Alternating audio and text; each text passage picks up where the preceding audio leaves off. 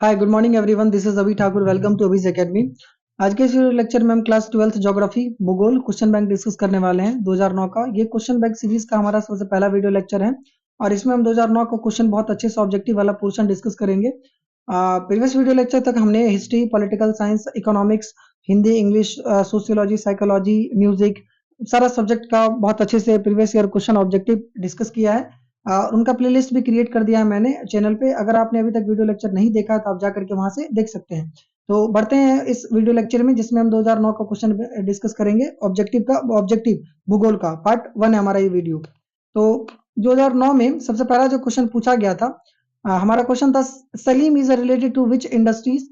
सलीम संबंधित है लौह इस्पात से, तांबा उत्पादन से, पेट्रोलियम उत्पादन से, सोना उत्पादन से। तो इसका सही आंसर हमारा हो जाएगा आयरन एंड स्टील, कि लौह इस्पात से सलीम संबंधित है। बेसिकली सलीम जो है तमिल वर्ड है, तमिलनाडु में आयरन स्टील वगैरह को सलीम के नाम से जाना जाता है। आगे बढ़ते हैं। क्वेश्चन नंबर 2 है हमारा, Hubli is located to in which state. Hubli किस राज्य में स्थित है? तो ये हमारा जो है स्टेट हुआ और ये हमारा हुबली हुआ। स्टार जो मार्क किया गया मैप पे, ये हमारा हुबली है। तो देखिए यहाँ पे इसका आंसर हो जाएगा हमारा कर्नाटका। कर्नाटका में ये पूरा का पूरा स्टेट हुआ हमारा कर्नाटका, ठीक है। और ये जो है ये हुबली है। आगे बढ़ते हैं। Question number 3, Udaipur is located in which state. Udaipur किस राज्य में स्थित है? राजस्थान, गुजरात, पंजाब, हरियाणा। तो इसका सही उत्तर हो जाएगा हमारा राजस्थान। देख सकते हैं कि जो उदयपुर है हमारा, उदयपुर कहाँ गया, ये हमारा पूरा का पूरा राजस्थान वाला पोर्शन है। इसी के अंदर में क्या हमारा उदयपुर है। Udaipur is a famous city of the Rajasthan, also called the city of lakes. उसको लेक्स ऑफ सिटी, मतलब सिटी ऑफ लेक्स भी कहा जाता है उदयपुर को।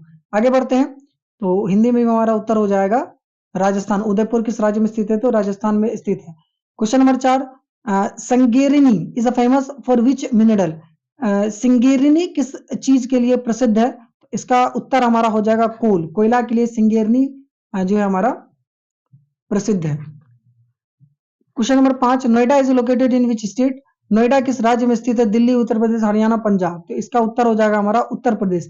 बेसिकली आपको एक बात बता रहा हूं मैं, देखिए 2009 में ना ज्योग्राफी वगैरह से ज्यादातर जो है जगह के नाम पूछा था, मतलब कि सिटी बताइए, स्टेट्स वगैरह बताइए, वगैरह वगैरह। ठीक है, अब धीरे धीरे बाद में जाकर के 2018-19 के आसपास में जाकर के जो इंपॉर्टेंट बहुत अच्छा क्वेश्चन है वो पुट किया जा रहा है। अब होता क्या है कि हम प्रीवियस ईयर वाला पढ़ रहे हैं, तो जो क्वेश्चन दिया है, बोर्ड पूछा है, तो करना पड़ेगा, रिवाइज करना पड़ेगा।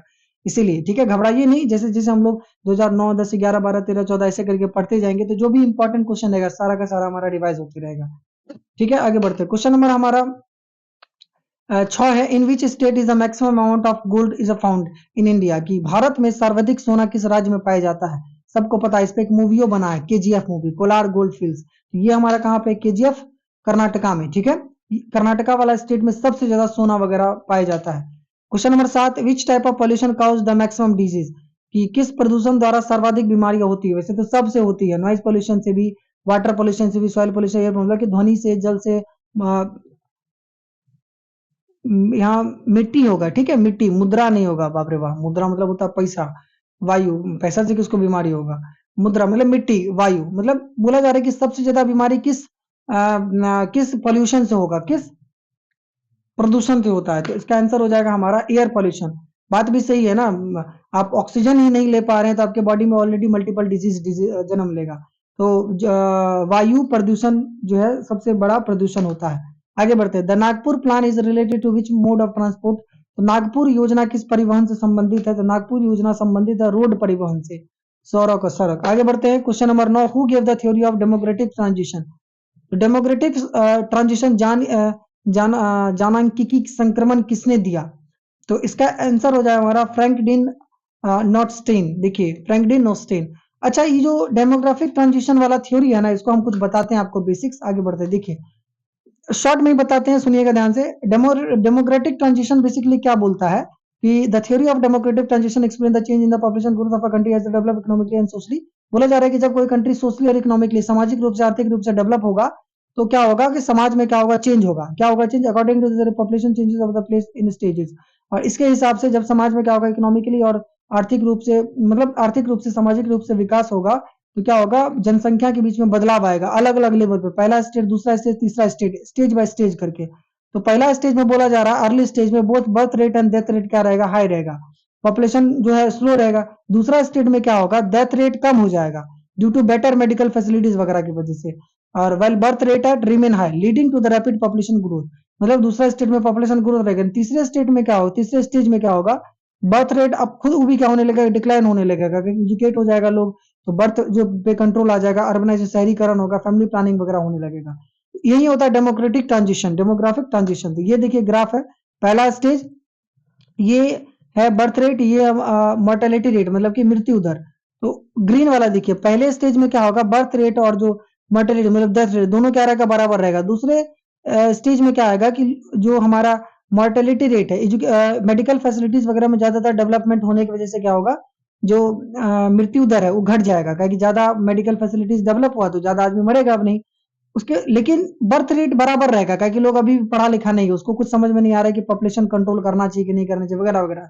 लेकिन तीसरे स्टेट में जाकर के जो पॉपुलेशन बढ़ता था पहले वो भी घटना स्टार्ट हो जाएगा, क्योंकि धीरे धीरे लोग क्या होने लगा है, एजुकेट होने लगा है, फैमिली प्लानिंग वाला लॉज वगैरह आ चुका है, इस वजह से आ रहा समझ में। ये बेसिकली जो चेंज हो रहा है ना, कहाँ गया मार्कर, हाँ, चेंज जो हो रहा है यहां से लेकर के ऐसे करके जो चेंज हो रहा है ग्राफ में, तो इसी को हम लोग बोलते हैं डेमोग्राफिक ट्रांजिशन। ठीक है, इनको दिया किसने था, तो इनको दिया था हमारे प्यारे फ्रैंक डब्ल्यू नॉटस्टेन ने। जनगण जनांख्यिकी जो भी ये देख लीजिए, संक्रमण किसने दिया, तो नॉइस्टीन ने, नॉइस्टीन। चलिए, आई होप समझ में आया था आपको। क्वेश्चन नंबर 10 है, which of the following is a food crop, wheat, sugarcane, coffee, B. निम्न में से कौन सा खाद्य फसल है, खाने वाला फसल है, तो समझ में आ रहा है गेहूं, पेट गेहूं, गेहूं कहाँ गया, गेहूं, गेहूं, हाँ ठीक है। Question number 11, which of the following not a land use category, बोला निम्न में से कौन सा एक भूमि उपयोग संवर्ग में नहीं है, जो यूज नहीं होता है, मतलब कि कौन सा जो है इस चारों में ऑप्शन में से कौन सा यूज में नहीं आएगा। प्लेन लैंड तो ये नहीं आएगा। देखिए प्लेन लैंड एक तरह का लैंड होता है, कल्टीवेशन लैंड ये तो यूज में आता है, फेलो लैंड ये बंजर वाला जमीन हुआ, फॉरेस्ट मतलब हो गया आपका मतलब फेलो लैंड मतलब पड़ता भूमि, उस पर एग्रीकल्चर नहीं कर रहे लेकिन जमीन छोड़ा हुआ, फॉरेस्ट मतलब जंगल वाला, ये सब जमीन यूज में होता है, मतलब यूज किया जाता है भूमि का। लेकिन ये प्लेन लैंड यूज नहीं है, बल्कि एक टाइप ऑफ लैंड मतलब टाइप ऑफ जमीन है। पूरा समतल जमीन को हम लोग क्या बोलते हैं, प्लेन जमीन। इसका आंसर ही हमारा हो जाएगा पहला ऑप्शन, मैदानी भूमि। Question number 12, in which state is Gondwana coal is found, Gondwana coal किस राज्य में पाया जाता है, तो आप इसका सबसे बढ़िया जो है स्टेट है उसका नाम है झारखंड। मतलब झारखंड, झारखंड में क्या बोलता है, गोंडवाना कोल मिलता है। अब गोंडवाना कोल का मतलब ये होगा कि जो बहुत समय पहले धरती वगैरह बना था, गोंडवाना लैंड वगैरह था, टूटा था, उसी समय का कोल वगैरह सबसे ज्यादा किस स्टेट में पाया जाता था, झारखंड में। आगे बढ़ते हैं, question number 13, which country is largest producer of T, photo से दिख रहा है चाइना वगैरह का फोटो है, तो बिल्कुल चाइना सबसे ज्यादा क्या होता है, चाय का उत्पादन करता है, मतलब कि चाय का सबसे बड़ा उत्पादन कर देश कौन है, चीन। आगे बढ़ते हैं, question number 14, where is the headquarter of the east central railway located, मध्य पूर्व रेलवे का मुख्यालय कहाँ है। अच्छा, इसका आंसर हमारा हो जाएगा हाजीपुर, कि मतलब कि ईस्ट सेंट्रल रेलवे जो है हमारा हाजीपुर में लोकेटेड, मतलब उसका हेडक्वार्टर हाजीपुर में लोकेटेड है। उससे पहले हम कुछ आपको बेसिक्स बताते हैं, सुनिए। अगर हम बात करेंगे पूरा इंडिया का रेलवे का, तो पूरा भारत का जो रेलवे है 18 अलग अलग ब्लॉक्स में डिवाइडेड है टोटल। तो 18 अलग अलग क्षेत्र में डिवाइड है। जैसे बिहार वाला पोर्शन का बात करेंगे तो बिहार आता है कितना, 16वां क्षेत्र में। कहाँ गया 16वां, जी हाँ, कोलकाता मेट्रो रेलवे वाला, मतलब इसका हेडक्वार्टर क्या हो जाएगा, कोलकाता। देखिए अभी जो क्वेश्चन हमारा था, अभी क्वेश्चन क्या था ये बताइए कि ईस्ट सेंट्रल रेलवे, मध्य पूर्व रेलवे का मुख्यालय कहाँ है, तो ईस्ट सेंट्रल रेलवे मतलब कि east central railway, east east east central और ईस्ट सेंट्रल, हाँ ईस्ट सेंट्रल रेलवे छठा नंबर का, उसका हेडक्वार्टर कहाँ है, हाजीपुर में है। तो क्वेश्चन नंबर क्या है, 6 है, तो कहाँ गया 6, कहाँ गया 6, ढूंढ लीजिएगा कहाँ आ जाएगा, यहाँ, यहाँ नहीं, ऐसा यहाँ तो नहीं होगा बल्कि अलग होगा, इधर हाजीपुर के आसपास में होगा। तो वही है, मतलब ये चार्ट बिल्कुल सही है, आप इसको याद कर सकते हैं। हमारा पूरा भारत जो है 18 को अलग अलग जोन में डिवाइडेड है रेलवे को लेकर के। ठीक है, आगे बढ़ते हैं, question number 15, which age group is representative to the working population, निम्न में से कौन सा आयु वर्ग कार्यशील जनसंख्या होती है। तो जनसंख्या जो कार्य जनसंख्या होती है 18 से आई थिंक 60 होगा हमारे हिसाब से, 18 से 60 नहीं होगा, चलो इसको काट देते हैं। तो आंसर हो जाएगा हमारा, हाँ 15 से 59 साल, ठीक है 15 से, जज वगैरह का तो रिटायरमेंट एज 65 एज होता है। खैर कोई नहीं, शायद कंफ्यूजन होगा मुझे कुछ। तो जो वर्किंग एज होता है, जो काम करने वाला युवा वाला एज होता है, वर्किंग एज, उसको बोला जाता है 15 से 59 साल तक, मतलब 15 से 59 साल तक को बोला जाता है वर्किंग एज। ठीक, इसका आंसर यहाँ 15 से कहाँ गया 59, गौ नंबर का। आगे बढ़ते हैं। Question number 16, which type of settlement are found in mountains region? पर्वतीय भागों में किस प्रकार की बस्तियां पाई जाती है? तो पूरा का पूरा ढलान वाला, स्टीप वाला, ठीक है। कहा गया सीढ़ी नुमा, स्टेप्ड, मतलब सीढ़ी टाइप का रहेगा, सीढ़ी टाइप का घर वगैरह बना रहेगा, देख सकते हैं अप डाउन, ऊपर नीचे से करके। Question number 17, which of the following is a densely populated region? निम्न में से कौन सा सघन जनसंख्या वाला देश है, मतलब कि भयंकर वहां पॉपुलेशन रहता है? Equatorial region, polar region, desert region, south east Asian? सबसे बड़ा यही एरिया है, मतलब साउथ ईस्ट एशिया वाला, मतलब कि दक्षिण पूर्व एशिया वाला सबसे भयंकर पॉपुलेशन है यहाँ पे। ये देख सकते हैं, मतलब कि ये नॉर्थ हुआ, साउथ हुआ, ईस्ट हुआ, वेस्ट हुआ। तो south, south east, south east मतलब कि ये वाला पोर्शन में बहुत ज्यादा पॉपुलेशन है, ठीक है। क्लाइमेट वगैरह यहाँ का सुटेबल है, एग्रीकल्चर वगैरह भी होता है। और अगर इन लोगों को छोड़ दें तो हमारा प्यारा भारत इन सबको हरा देगा पॉपुलेशन के नाम पे, इतना ज्यादा पॉपुलेटेड पॉपुलेशन हो गया हमारे भारत में। खैर, क्वेश्चन नंबर 18 हमारा, the Swiss canal connected which of the following? Swiss canal, Swiss नहर किस किस को जोड़ता है? हिंद महासागर एवं अरब सागर, अटलांटिक महासागर एवं प्रशांत सागर, भूमध्य सागर एवं लाल सागर, हिंद महासागर एवं प्रशांत सागर। तो पहले तो सुइज कैनाल का देखिए, इसका आंसर हो जाएगा मेडिटेरेनियन सी टू रेड सी, ठीक है। इसका देखते हैं, ये देखिए, ये जो आपका ये हम लोग का इंडिया हुआ, प्यारा भारत, तो ये दिख रहा है आपको, ये जो आपको दिख रहा है ना, ये अफ्रीका वाला पोर्शन हुआ, ये हुआ हमारा मेडिटेरेनियन सी। तो इस वाले पोर्शन को, मेडिटेरेनियन वाले पोर्शन को रेड सी से, ये वाला जो पोर्शन यहाँ पे कौन सा सी है, लाल सागर उसको बोला जाता है, रेड सी, उससे हमारा अरेबियन सी को जोड़ता है, ठीक है। आ रहा समझ में? तो इसी को बोला जाता है स्यूज कैनाल या फिर स्यूज रूट बोला जाता है। पहले ये नहीं, जब नहीं बना था तो हम लोगों का ब्रिटिश, प्यारा ब्रिटिश ऐसे ऐसे करके घूम करके आता था, अफ्रीका को क्रॉस करके कैप ऑफ गुड होप पे रुकता था, फिर बाद में जाकर के आता था इंडिया के साथ ट्रेड करने के लिए। लेकिन अब जाकर के ऐसे आता है स्यूज कैनाल से, मतलब बहुत ज्यादा डिस्टेंस क्या हो गया, कम हो गया, ठीक है। तो ये देखिए, तो ये आपको एक और डायग्राम दे दिए, ये हमारा रेड सी हुआ, ऐसे करके आएगा, उसके साइड में कौन सा है, इजिप्ट है। और आपको इसका होमवर्क ये है कि आपको बताना है, ये ओरिजिनल फोटोग्राफ्स है स्विस कनाल का, कि देख सकते हैं स्विस कनाल ऐसा है, ठीक है।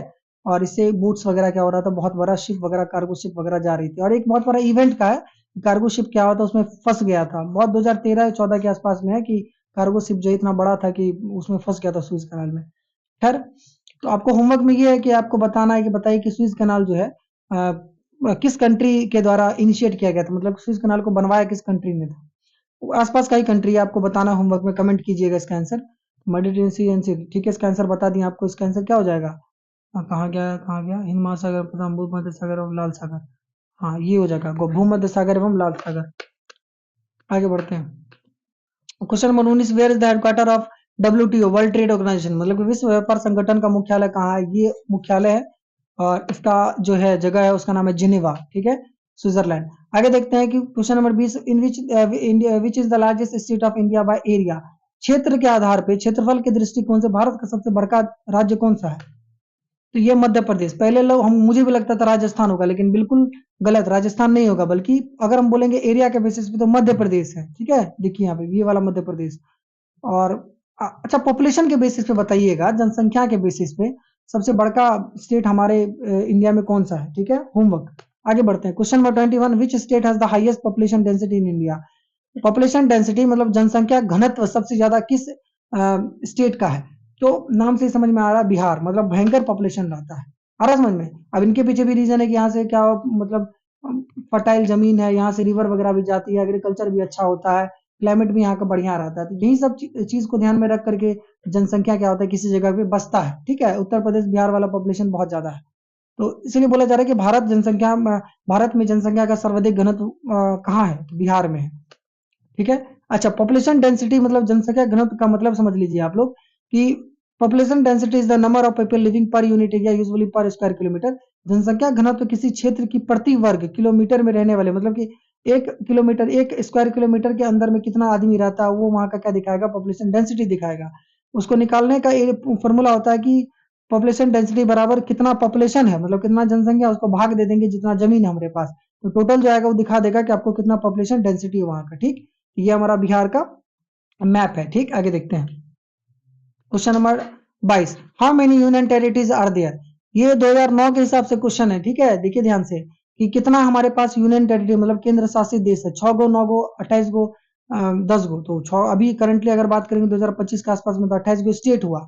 इसमें लेकिन यूनियन टेरिटरी क्या होगा, तो 2009 के आंसर के हिसाब से क्या होगा, 9 हमारा मतलब कि 9 को यूनियन टेरिटरी था, लेकिन अभी जो है चेंज हो चुका है। तो आप अभी का करंटली मैप देख सकते हैं, अगर आपको पता है तो बताइए। मैंने यहाँ लगा भी दिया है, देख सकते हैं आप। आगे बढ़ते हैं, question number 23। Rubber is the product of which type of agriculture, rubber किस तरह का कृषि क्या उपज है, रूपक कृषि, भूमध्य सागरीय कृषि, प्रारंभिक स्थायी कृषि, मिश्रित कृषि। तो इसका उत्तर हो जाएगा हमारा प्लांटेशन, मतलब कि रोपन कृषि, मतलब लार्ज स्केल पे उगाया जाता है रबर वगैरह। इसको ये जो दिख रहा है अभी रील्स वगैरह में, शॉर्ट्स वगैरह में कभी ना कभी आप देखे होंगे, इससे जो ये जो लिक्विड निकलता है ना, इसी से रबर वगैरह बनाया जाता है। इरेजर वाला भी और भी जो टायर वगैरह होता है वो बनाया जाता है। ठीक, आगे बढ़ते, इसको लेटेक्स बोलते हैं, जो लिक्विड है ना इसको बोला जाता है लेटेक्स।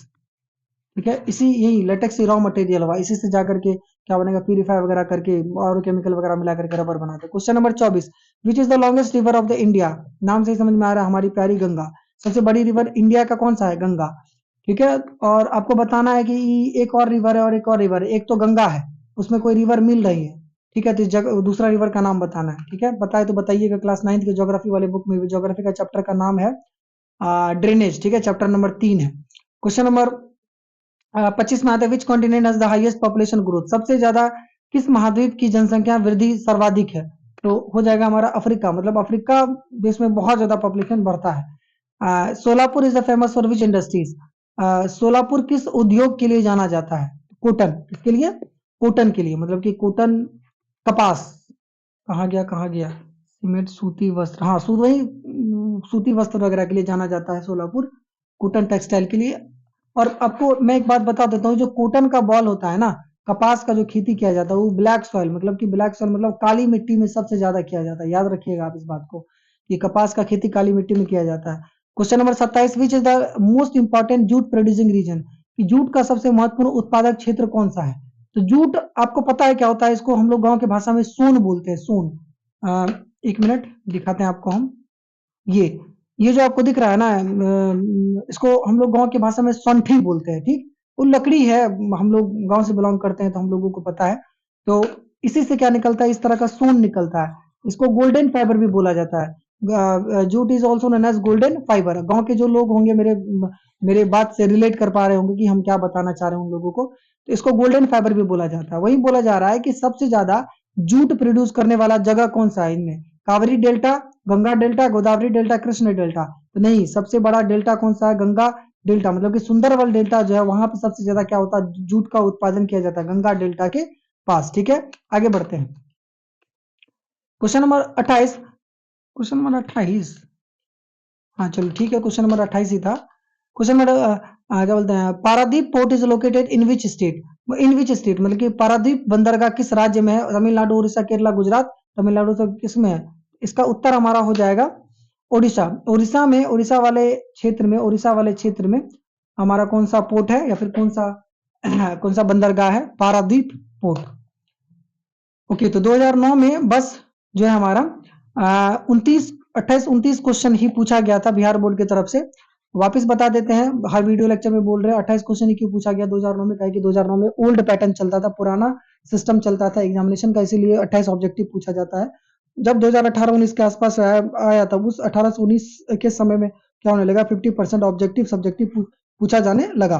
तो घबराने का कोई जरूरत नहीं है, जितना भी ऑब्जेक्टिव बिहार गवर्नमेंट की तरफ से एग्जामिनेशन में पूछा गया था सारा का सारा आप क्लियर करवा दिए हम आपको, कोई छोड़े भी नहीं है। ठीक है, और बहुत अच्छे से समझाए हैं, मुझे उम्मीद है कि सबको समझ में आ गया होगा।